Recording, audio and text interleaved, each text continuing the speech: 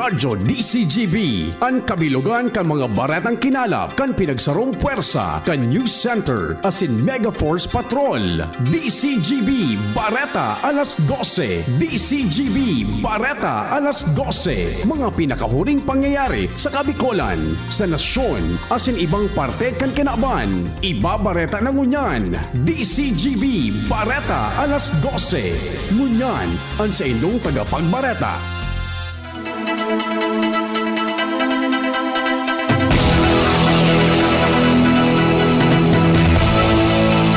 Diyos maray na pagkaudto mga tugang, ini na po ang katerepunan kan mga darakulang bareta ang ngunya na Biyernes, petsa 17 na po kan Hulyo 2026.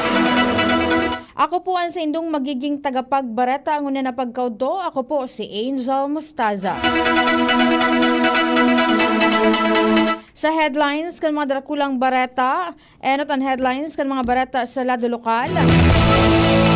19 persona hali sa Barangay Orosite, Legazpi City naghaga din asistensya sa gobyerno probensyal kan Albay para sa relocation site. Korte nagpaluwas ni na notice to vacate sa laog nin 10 aldaw. Albay Renewable Energy Allowance o Alliance kinontra ang planong privatization kan Aleco. Albay Chamber of Commerce and Industry pighagad na isa publiko kan Aleco ang sa indang financial as in technical operations, partikular na ana patungkol sa 6 billion na utang. Coast Guard District Bicol Commander Commodore Ivan Roldana Pigmidbid bilang man of the many first.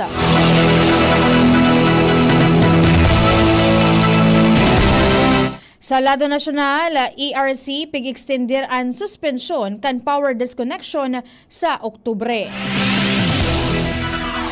House Prosecution Team nag-apelar sa publiko na tutukan ang mga ebidensya asin bako ang salang informasyon. Malacanang hinagyat si Vice Presidente Sara Duterte na ipahiling ang tax record kung warang pigtatago sa namamanwaan. Pangapudan ni PBBM na reconciliation sa mga Duterte bako rason para igilid ang impeachment ni Vice Presidente Sara Duterte. Sa ibang nasyon, Amerika napatos ng orange haze dahil sa wildfire sa Canada. Sa lado ng Karawat to Sports, world number 3 Carlos Alcaraz mabalik aksyon na. Sa mga detalyes kan mga bareta, at ang detalyes kan mga bareta sa lado lokal.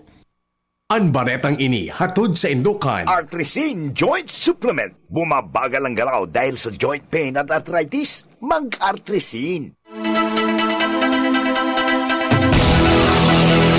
Kaipuhan na pag-unrahon muna ang protocol asin jurisdiction. Iniyan kasimbagan ni Provincial Human Settlement Office Head Engineer Karen Olaires may koneksyon sa 19 individual na naghahagad nin tabang sa gobyerno probensyal para sa indang relocation site. Sa informasyon na nakuha kan DCGB News, ang mga personang ana nagpamidbid na mga informal settlers kan Barangay 3 o Purok 3 kan Barangay Orosite, Legazpi City alagad nagruso sa Kapitolyo kasuhapon tanganing maghagad nin tabang kay Albay Governor Noel Rosal sa indang relokasyon matapos ang 10 aldaw na notice to vacate sa pribadong daga na sa indang pinag-iistaran. Sa pagururo na ginibo kasuhapon, inabisuhan ni Olaires na kaipuhan na magsunod sa protokol na lokal na gobyerno ka Legazpi muna ang kaipuhan na padumanon ang mga concerned dahil lantasindaan may jurisdiksyon kan mga residentes. Kundaing abilabing resettlement site ang syudad sa kaman matabang ang probinsya alagad sa ginubatan ang abilableng posibleng pagbaliuhan kan mga residentes.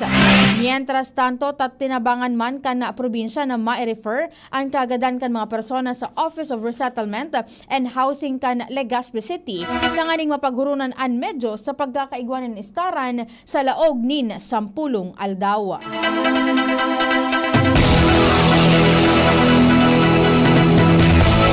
Ginontra kan Albay Renewable Energy Alliance o AREA ana planong privatization kan Albay Electric Cooperative Incorporated o ALECO sa ginibong press conference kan Philippine Movement for Climate Justice kasudma Hulyo 16 sa Legazpi City.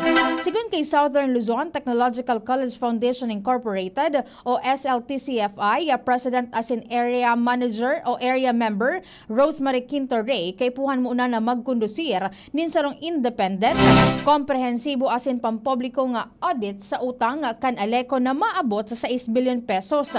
Pero kay ni pinagswestyon man kan nasabing opisyal ang magpapautob ka NEA proposed co-op to co-op as in LGU partnership model bilang alternatibo sa pagbasa sa pribado kan kooperatiba.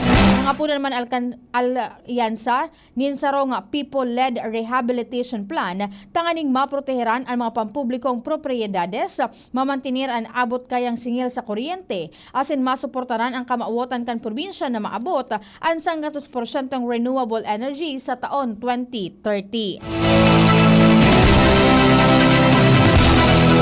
Dapat na isa publiko ang komprehensibong audit sa financial operation, technical operation as in governance kan Albay Electric Cooperative Incorporated o ALECO, lalo na ang may koneksyon sa maabot sa 6 billion pesos na utang kaini. Iniyan pangapudan ni Albay Chamber of Commerce and Industry o ACCI President John Glenn Lee sa ginibong press conference na pinag-organisar kan Philippine Movement for Climate Justice as in sinabing day dapat nakadepende sa eksistidong kontrobersiya ang pagiging transparent kan sarong member-owned institution. Sigun kay Lee, may diretsos ang mga membros konsumidores kan ALECO na maaraman ang detalyadong breakdown kan utang kaibahan na ang principal, interest, penalties, power supply obligation as in iba pang paninimbagan pati na ang rason kung natao minabot sa 6 billion pesos ang obligasyon kan kooperatiba.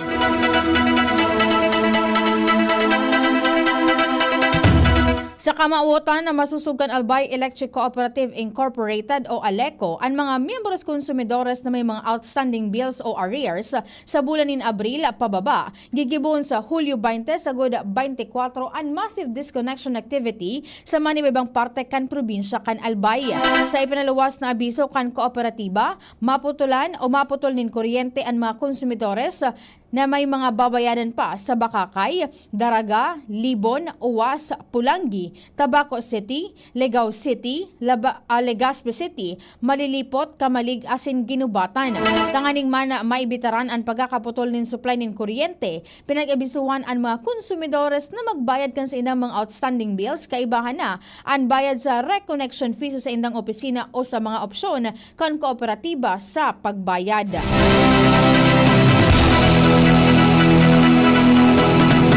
Pinagmidbid bilang man of the many first si Coast Guard District Bicol Commander Commodore Ivan E. Roldan, PCG o Philippine Coast Guard dahil sa iyang mga inisyatibo sa pagpapakusog kan kakayanan kan Coast Guard District Bicol o CGD Bicol Disaster o sa Disaster Preparedness, Search and Rescue as in edukasyon. Sa iyang pamamayo sa rehiyon Bicol, pinanginota ni Roldan ang tulos na pagresponde kan mga personayes kang CGD Bicol sa pagrapado kan Bagyong Christine sa probinsya nin Albay as in Camarines Sur sa paagiman kan makaskas ang deployment kan Deployable Response Group as in Special Operation Unit na naging liabe sa pagliligtas sa mga residente sa natrap sa matinding pagbabaha. Sa roman sa iyang pangenot na programa ang pagpapahiwas kang Water Search and Rescue o WASAR sa rehiyon na sa iyang ginibong kompetisyon as in inapod na WASAR Olympics na pinagpartisiparan kan man iba-ibang ahensya kan gobyerno. Ngunya na taon pinahiwas niya ini bilang National WASAR Olympics na ginibo sa Masbate. Sa presente pinagmidbid si Roldan sa pagikanduyan kanang Magiting Award as in naidesignar naman bilang Deputy Commander kan Coast Guard Education, Training and Doctrine Command kung saan papanginotan niya ang pagsasanay o ang pag-iensayo kan mga personahes kan Philippine Coast Guard sa bilog na nasyon.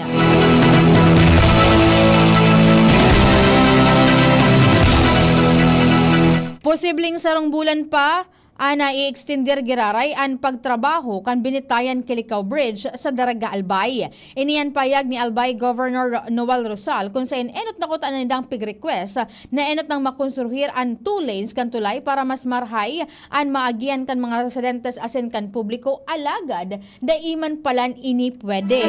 Sinabi ni Rosal na ang patrabaho kan tinampo o kan tulay ang maigot na pigtututukan ngunyan kan DPWH Regional Office No. 5 lalo na ta mismong si DPWH Secretary Vince Dizon alang bisita digdikan na kanakalihis na bulan. Mientras sa sinabi man ni Rosal na may supisyenteng fundo para sa patrabaho kaini asin nag-arabot naman itong mga materyales na kinakaipuhan kung kaya dire-diretso naman ang konstruksyon kaini asin ang resulta kaini piglalauman nakapareho kan tulay na niyaon dyan sa may parte kan Bugtong asin Pawa kan Legazpi City. Negatibo sa red tide toxin ang gabos na red tide monitoring area sa Bicol Region basado man sa ipinaluwas na Shellfish Bulletin No. 17 Series of 2026 kan Bureau of Fisheries and Aquatic Resources o BIFAR Bicol. Sigun sa ahensya, kaibahan sa mga lugar na pinagdeklarar na ligtas sa kontra sa red tide toxin ang baybayon kan Milagros asin Mandaon sa Masbate, Sorsogon Bay asin Waga Lagoon sa Matnog, Sorsogon. Dahilan kay niligtas man kaunon ang mga shellfish na makukuha sa nasabing lugar asin pigtutugutan ang pagkolektar asin pagpabakal kanasabing mga lamang dagat.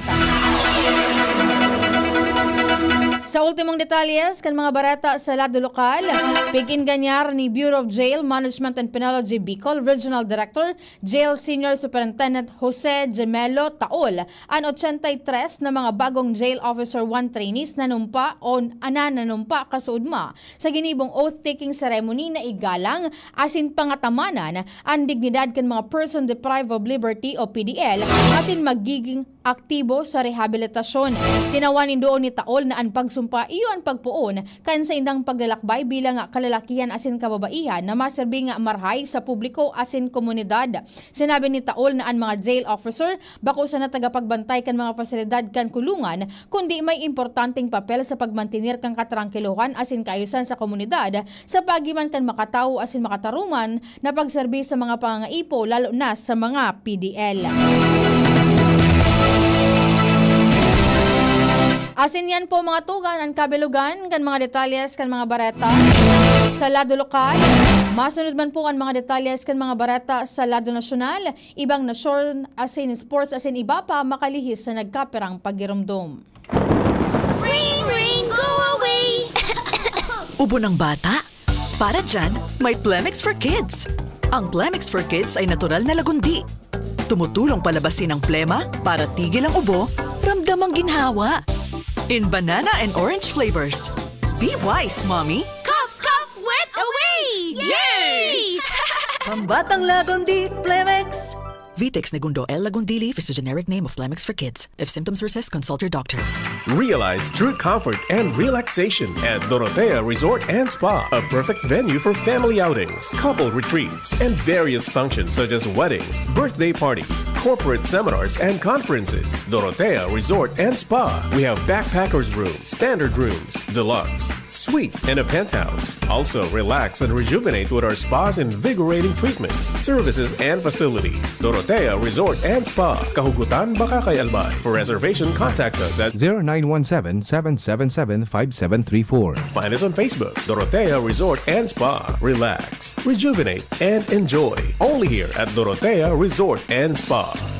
Tuhod, siko, baywa, aray! Pag laging pasan ang sakit sa kasukasuan, sign na yan ng arthritis o joint deterioration. Karaniwan kapag nagkakaedad na, kailangan ng tibay at ginhawang makakapitan. Kaya ng artrisin yan. May undenatured type 2 collagen at methylsulfonyl methane na maaaring makatulong protektahan ang kalusugan ng kasukasuan. Make the right move. Uminom ng artrisin araw-araw. Mabibili ang artrisin sa mga leading drugstores nationwide. Mahalagang paalala, ang artrisin ay hindi gamot at hindi maaaring gamitin panggamot sa anumang uri ng sakit. Ngunya na taong 2026, bagong programa, bagong sigla para sa kaaraman, kabuhayan asin komunidad. Unina, ang programang pang-edukasyon asin pangkabuhayan. Hatod sa Indo kan Bicol University Extension Management Division. An sa Indong katuwang sa pag-uswag kan kaaraman, kabuhayan asin komunidad. Sa programang ini, mas pinarani ang serbisyong gobyerno sa namamanuaan sa Gabay sa Marhay na Paggogobyerno. Mas pinahiwas ang pagkuha sa yamang dagat sa Buhay Dagat, Fisheries and Aquatic Resources Hour. Bago man ang mga segment ang madadagdag, nin mas modernong diskusyon asin kaaraman. An Gabay Isip sa Impapawid para sa kalusugang pagkaisipan. Asin ang usapang kapayapaan para sa pangkinaba na issue asin sa papel kan namamanuaan sa pagsulong nin katrangkilohan. Sa pangingenot kan sa inyong host, Professor Edgar Barameda asin Professor Seth De Matera. Makakanangog kamo nin malinaw na impormasyon, makabuluhang diskusyon asin inspirasyon para sa komunidad. Ini ang programang pang-edukasyon at pangkabuhayan. Madadangog kada Miyerkules alas 11 hasta alas 12 minuto. Live sa DZGB 729 kHz. Udok sa paglingkod para sa sambayanang Albayano. Kung ikaw ay edad 50 pataas katulad ko, may mataas na ang risk ng manlalabo ng paningin. Mas challenging ang pang-araw-araw na gawain tulad ng pagbabasa, pagsusulat, at pagmamaneho.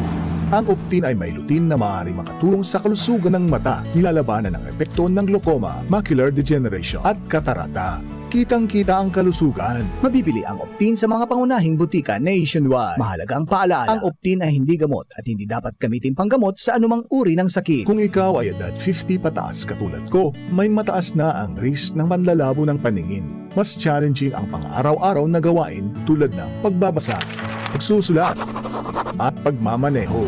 Ang Optin ay may lutin na maaari makatulong sa kalusugan ng mata, nilalabanan ng epekto ng glaucoma, macular degeneration at katarata. Kitang-kita ang kalusugan. Mabibili ang Optin sa mga pangunahing butika nationwide. Mahalagang paalala, ang Optin ay hindi gamot at hindi dapat gamitin panggamot sa anumang uri ng sakit. Jericho Rosales po! Ibang level na tayo! For liver health, Silimarin plus multivitamins Liverade Pro. I take it every day with proper diet and exercise. Ang Liverade Pro ay maaaring makatulong sa proteksyon ng atay at support and aid sa treatment ng chronic inflammatory conditions tulad ng fatty liver.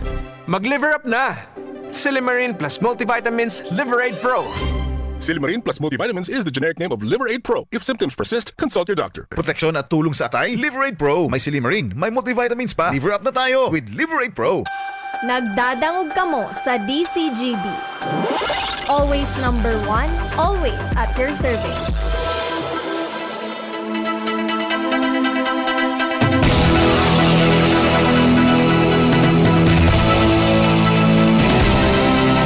Detalyes kan mga barata sa lado nasyonal. Pinalawig kan Energy Regulatory Commission o ERC ang suspensyon sa pagputol nin serbisyo nin kuryente nin kadagdagan na 3 bulan o sagod sa Oktubre 2026 bilang kasimbagan sa padagos na langkaw na presyo nin kuryente asin sa ipinapautob na National Energy Emergency. Sa laram kan advisory kan ERC, sinuguan gabos na distribution utilities sa Luzon, Visayas asin Mindanao na daingon na putulon na serbisyo nin kuryente kan mga residential asin non-residential consumer dahil sa dain na bayadan na bill sa billing period kan Agosto sagod Oktubre 2026.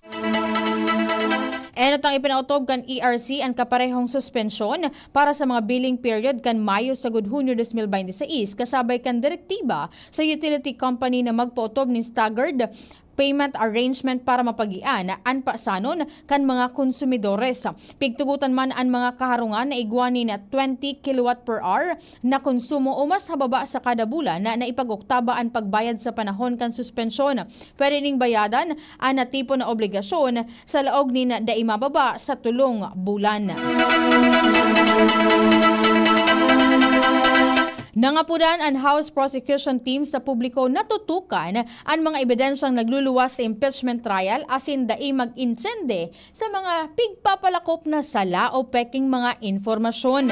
Sigon kay House Prosecution Representative Joel Chua, ebidensya sana ang dapat maging basihan sa gigibo na paghusgar kay Vice Presidente Sara Duterte asin bako ang mga salong istorya na pigpapalataw sa social media.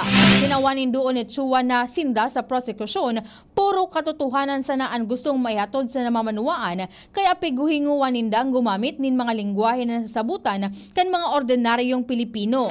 Pinag-unambitan man ni House Private Prosecutor Attorney Lorna Capunan na diretso kan publiko na matauan nin tamang mga informasyon katakod sa mga ebidensya asin argumentong piglalatag sa pagdangog kay VP Sara. Sinabi pa ni Capunan na paninimbagan ang dapat na sentro kan deliberasyon katakod sa impeachment proceeding asin bako ang mga hashtags, personal na pag-atake asin iba pang storya na daing basehan na iyo sa naan pigbabandera sa online o sa internet.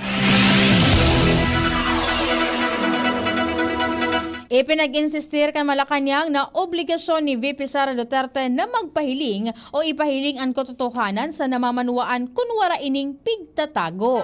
Iniyan kasimbagan kan palasyo matapos sabiyon kan kampo ni Duterte na wara sindang pigtatakutan ng mga dokumento alagad nagkukontra sa kahagadan na mabuksan ang financial records kan Vice Presidente del sa isyong legal. Sigun kay Palace Press Officer Claire Castro, bako magic wand ang impeachment alagad ang pinaka-importante iyuan katotohanan. Kung wara man dapat na ikatakot si Duterte, wara ining dahilan para da ipahilingan sa iyang mga record. Duda man si Castro na mapirma ang Vice Presidente nin waiver para buksan ang sa iyang financial record. Mientras sa ngunyan, wara pa nin otorisasyon na pinirmahan ang Vice Presidente. Ipinag-insistir kan Malacanang na dain napupunas ang kamauutan ni Presidente Ferdinand Bongbong Marcos Jr. na makipagkasundo sa gabos kay bahanaan pamilya ni Duterte ang mga isyong nakapalaman sa impeachment case kontra kaya Vice Presidente Sara Duterte. Sigun kay Palace Press Officer Undersecretary Claire Castro na warang kinaaraman ang pangapunan kan Presidente para sa pagkasararo sa mga alegasyon na kinakaatubang kan Vice Presidente. Kinawanin doon ni Castro na bako sa grave threats ang issue sa impeachment kundi pati na ang ugali asin pagiging karapat-dapat kan sarong opisyal na magkapot kan halangkaw na posisyon sa gobyerno. Dagdag pa niya na kamautan kan impeachment trial na aramon kung ang sarong leader mantidong karapat-dapat sa iyang posisyon asin sa tiwala na pigtatao kan namamanuaan. Siring man na sinabi niyang ang namamanuaan ang mahusgar kung magkakanigumpa nga pagtiwalaan si Vice President Sara Duterte sa mas halangkaw na pwesto sa futuro o sa mga masunod na aldawa. Siniguro kan Armed Forces of the Philippines o AFP na daing magkakaigwan ng leadership vacuum o kawaranin liderato ang nasabing ahensya kasunod kan natakatalaan na pagretiro ni Chief of Staff General Romeo Browner Jr. sa Hulyo 21. Sigun kay AFP spokesperson Colonel Francel Margaret Padilla na igwaman sindang perming officer in charge in kaso wara pang permanenteng maididesignar na kasalidan ni Browner sa Chief of Staff na posisyon. Sinabi ni Padilla na dai pwedeng matenga ang operasyon kan AFP bilang saruini sa mga pangenot na ahensya na natutok o matutok o nakatutok sa national security. Mientras sa siniguro kay o sigun naman kay AFP Public Affairs Office Chief Colonel Cerces Trinidad na mantinidong estable ang chain of command kan Fuerzas Armadas kan Pilipinas sa giya kan doktrina, rules of engagement asin ang regulasyones sa lado kan militar. Ultimong detalles kan mga barata sa lado lokal, aminado ang Malacanang na daing supisyenteng fundo ang gobyerno para makapagkondukta ng direkteng ayuda sa middle class sa tahaw kan pag-itaas kan presyo nin petrolyo. Sigun kay pala sa press officer Claire Castro na limitado ang budget kan gobyerno kaya pig-enot ngunang tabangan ang mga nagtitios asin ang mga sektor na pinakaapektado kan krisis sa Medyo Oriente. Iniyan kasimbagan kan palasyo kan hapoton kung may nakatagamang ayuda man graray para sa middle class dahil sa padagos na nagbabayad nin mga buwis. Siring man sinabi ni Castro na nakikinabang man ang middle class sa mga lakdang kan gobyerno arog na sana kan subsidiya sa transportasyon para daing una mag-itaas man ang pamasahe asin libreng toll sa mga delivery truck para mapugulan ang pagmahal kan mga barakalon. Enot ang ipinag-anunsyo ni Presidente Ferdinand Marcos Jr. ang panibagong ayuda para para sa mga nagtitios as in low-income families. Kasunod kan panibagong pag-itaas kan presyo kan produktong petrolyo. Bareta sa ibang nasyon, napatos nin mahibog na asog gikan sa ginatos na wildfire sa Canada ang mahiwas na parte kan Estados Unidos dahilan sa pagpatanid, dahilan para magpatanid ang mga otoridad sa publiko na magtinir sa laog kan mga harong sagod na mapupwede. Napag-araman na distroso o nairehistro sa Detroit ang pinakamalalang air quality sa bilog na Kinaban na may air quality index na 600 double sa level na pigkukonsiderar na hazardous sa US Environmental Protection Agency o EPA. Base sa datos kan Amerika, uminabot sa peligrosong level ang aso sa mga estado kan Minnesota, Michigan, Illinois, Ohio, magina ana sa may parte kan Ontario sa Canada. Nakapagrehistro man in hazardous air quality saan mga syudad kan Minneapolis, Milwaukee, asin Toronto, mantang dai mababa sa 10 states ang naka-eksperyensya nin unhealthy na kalidad nin paros. Pigalauman pang malala ang kondisyon sa mga masunod na aldaw. Sa New York, inireport man ang pinatos nin orange na panganuron ang kalangitan asin na nareparo o reparo man ang mabatang parong na aso darakan paros. Bigin ganyar kan lokal na opisyal ang mga residente na limitaran ang pagtinir sa luwas kan harong.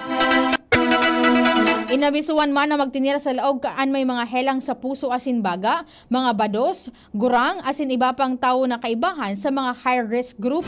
Mientras sigun sa gobyerno kan Canada, may 858 ng aktibong wildfire ang existido sa nasyon kung saan 111 sa mga ini ang mantinidong daipan na kukontrol. Pinakamatinding na afektaran ang mga probinsya kan Manitoba, Saskatchewan asin Ontario.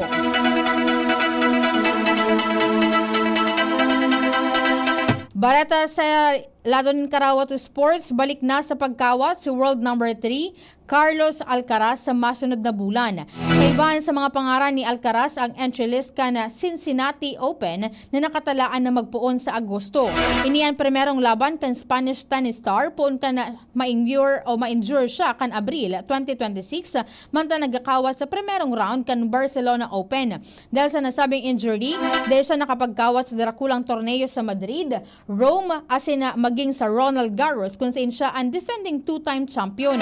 Daiman siya nakapagkawat sa Wimbledon Open kung saan ang sa iyang karibal na si Jannik Sinner ang kinoronahan sa ikaduwa nga sunod na taon. Maserbi nga warm-up para kay Alcaraz ang Cincinnati Open bago ang piglalauman na pagkawat kanya sa US Open para depensahan ang sa iyang tropeyo. Pugol kan Spanish tennis player ang 7 Grand Slam title sa Australian Open, French Open, Wimbledon asin US Open. Breakthrough! Naimbento kan kumpanyang DIY Channel Europe ang sarong lobo o robot lawn mower na kayang makapaglinig ni natad kan sarong harong. Ang robot ang pinangaranan na Mammotion Loba 2 AWD. Ang Mammotion sarong wireless na robot nagagamit ng GPS, may cameras, ultrasonic radar asin 3D vision tanganing maitama o maimapa ang terrain asin maiwasan ang mga nakakaulang na gamit aron sa nakantukawan asin mga ikos. Ang robot kasing dakula nin tricycle asin battery operated. Istoryang naiiba! Sarong theme park sa Colombia ang nagkrear nin pinakadakulang alkansyahan o piggy bank sa laog nin Kinaban o sa bilog ni Kinaban na nagibo sa ceramic. Ang dakulang alkansyahan makukuha sa Mano del Artesano, Puebleto de Barro sa Rakira na may langkaw na 29 feet as in 6.3 inches, laba na 33 feet and 11 inches o 11.8 inches as in may gabat na 30 tonelada. Bako ini ordinaryong estatwa dahilan ta iniigwang nagaganang hulugan para sa mga barya kung saan pwedeng maghulog ang mga theme park goer. Ang matitipo na barya ang ludunar sa mga local animal shelter sa indang lugar. Pwede man na maglaog ang mga bisita sa alkansya kung saan mahihiling ang sarong gallery na nagpapailing kang istorya kan paggibo kan ceramic na alkansya sa nasabing rehiyon.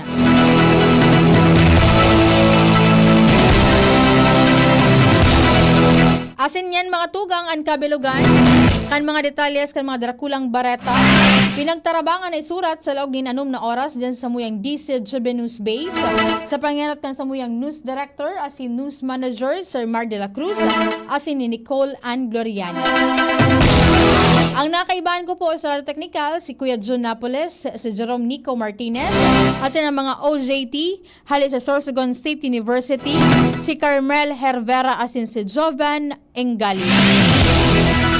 Ako po ang sa inyong naging tagapagbareta ang unya na pagkahapon. Ako po si Angel Mustaza, nagsasabing salamat kan sa indong pag-antabay.